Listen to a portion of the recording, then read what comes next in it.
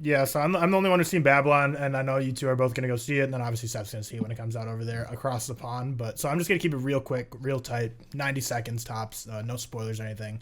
And like George said, I think we're gonna do like a real quick maybe on reviewing Babylon and the Whale a little more in depth. At least probably Babylon, because I think there's a lot more for us to say. I was gonna say it's a lot more popular, but we just talked about how I guess a lot more people are seeing the Whale. Yeah. So Babylon got very polarizing reviews from critics and audience, because like at Rotten Tomatoes, obviously everyone saw like, oh, the critics score so low, and then I went over there to check the other day, like to see what the audience was, but it's like the same and maybe even a little lower for the audience, which surprised me.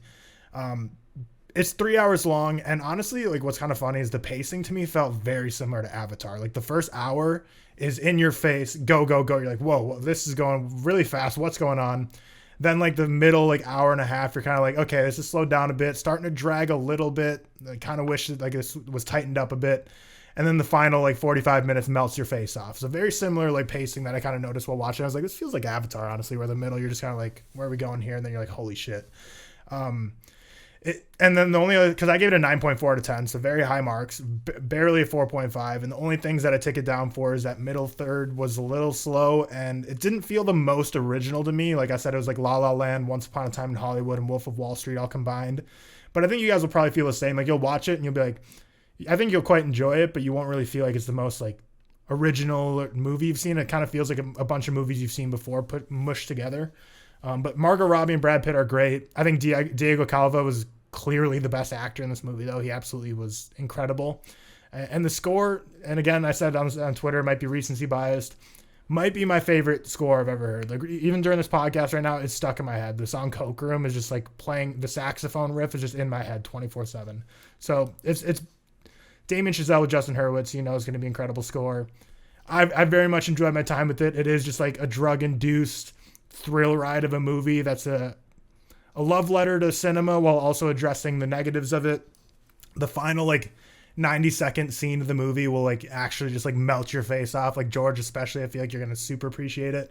But yeah, I thought it was, I very much enjoyed it. Like I said, it's the only movie I've literally ever seen that I walked out of the theater and like if I was single and like didn't have a girlfriend or like didn't have a family to come home to, I was like, I think I might just like go buy another ticket and just like sit down for another 3 hours. Like I honestly just like wanted to watch it immediately right again afterwards. Like it was just such a fun ride. Is it in the top like 5-10 for you this year? Yeah, I think it's at number 5 for me right now this year. So interesting. It was quite good. But again, like in the middle third, like that's the thing. Like it ends on such a high note that I like wanted to like think about it more and make sure I'm not overrating it, because I do genuinely think like the middle hour and a half is like quite slow and drags, and I'm kind of like, okay, this is like, because I remember watching it in my head, I was like, oh, it was a 5-star, and like I'm now like I can feel it dropping down, but then I kind of pick back up again. But 4.5 stars. I can't wait to hear you guys' reaction for it. What did you give it on your out of 10?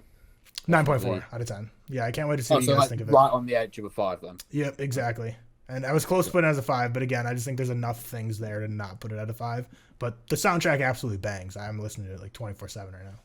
What do you think its outlook looks for the Oscars? Obviously, Damien Chazelle, he's probably going to be a shoo-in for Best Director, but can you see it genuinely being a contender for Best Picture? Can you see Chazelle genuinely being a contender to win that Best Director award? So I'm kind of like a nerd with the Oscars and follow a lot of people that are like supposed to be like Oscars insiders and stuff. And the vibe I'm getting from people in like the Academy and like the general people that are very into that stuff is none of them really seem to be the type that are like in this movie. Like you said, I don't even know if Damien Chazelle is going to get the Best Director nomination for this, because like I've seen a lot of critics which like super out of pocket reviews. Like I read one last night from like a hoity-toity critic. He's like, he hated Babylon. He's like, honestly, Damien Chazelle is not a good. Yeah, he's like, honestly, Damien Chazelle is not a good filmmaker. I'm like, that's like saying like Tom Brady's not a good quarterback. He's like, this dude's won every time he goes up to play, and you're just gonna be like, yeah, he's just actually just not good at making movies. So it's just an objectively incorrect statement. Yeah, I know we shouldn't say objectively when talking about film, but like, come on. Yeah, but I don't really think this will get much Oscar buzz, especially because it's not really a popular movie either. If the box office and like ticket sales keep going the way it does, but I really enjoyed it. It's too wild to get like a Best Picture winner, isn't it? They always go for the straightforward narratives a lot of the time. Yeah, I feel because this is like similar to the Fablemans in terms of like it's a love letter to cinema, but I feel like they like the Fablemans more, where it's like just a love letter to cinema without talking about some of the negatives. Like they're like, hey, don't show our flaws. I haven't seen the Fablemans, and I feel like that'll be 100% a front runner. Yeah, It just definitely. screams to me. Or Tar, maybe something like that along those lines. That's just Tar- the Steven Spielberg effect. Yeah. Tar's getting hella buzz too. But yeah, I'll leave it there for Babylon. And George, so you're seeing it tonight, Cam. I know you tried to see it last Yeah. night. You don't have anything on the agenda yet for like when you're gonna see it, you think, Cam? But probably within the next 10-ish days.